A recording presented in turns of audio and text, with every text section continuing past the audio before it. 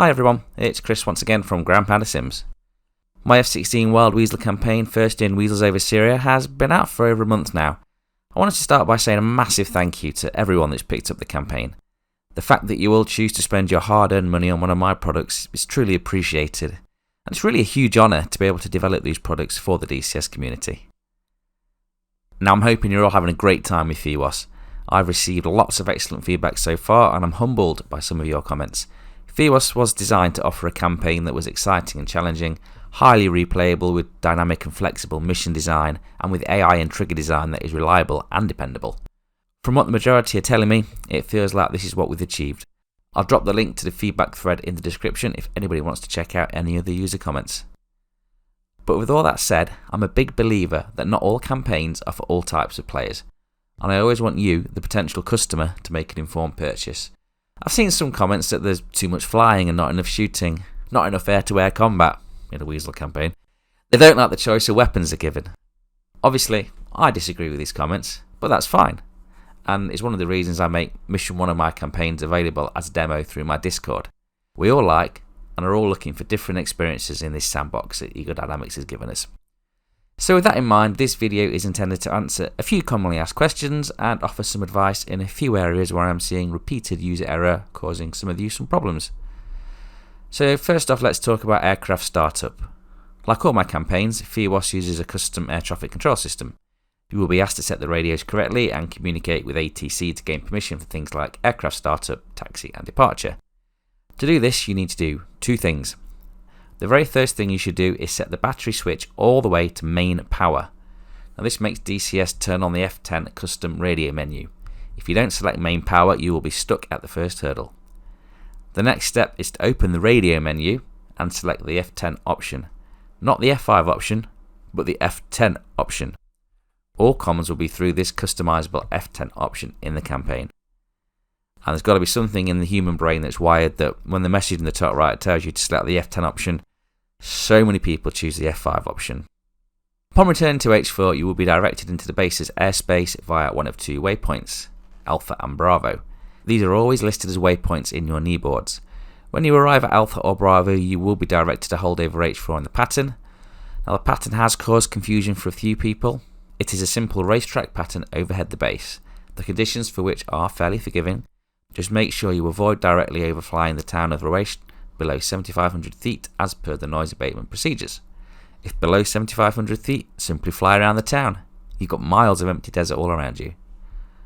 Once directed to contact tower and land, simply extend out of the pattern, ideally towards Alpha or Bravo waypoints, and set up for your landing, either straight in or in an overhead break as you prefer, and I try not to dictate that. So, to air-to-air refueling. This is not required in the campaign. Missions are designed to be completed without refueling, but tankers are available throughout and accounted for in the mission triggers, so you are free to use them during your RTB phase of the mission. Pre-objective air-to-air refueling isn't available, mainly due to dramatically increasing the complexity of the mission by introducing another variable on the target ingress. During the campaign, you'll communicate with the rivet joint, Callsign vacuum. Vacuum will give you SAM positions like this: 608 portal 156 for 68 loose, or 1008 bulls 211 for 89 tight. I've had a few queries on what these comms mean, so let's break them down. 608 means SA6 emitting. Portal is the theatre bullseye, with 156 being the bearing from bulls and 68 the range. Loose or tight is the confidence in the triangulation of the SAM position from the rivet joint. So the first example is SA6 emitting, located on bearing 156, 68 miles from bulls, low confidence in the accuracy of the triangulation. The second will be SA10 emitting, located on bearing 211, 89 miles from bulls, high confidence in the position. You can then use this information to drop a mark point, for example using the ground radar, or you can simply aim for it using your HSI. I've had some feedback regarding the restriction on dots and labels in the campaigns and why this was the case.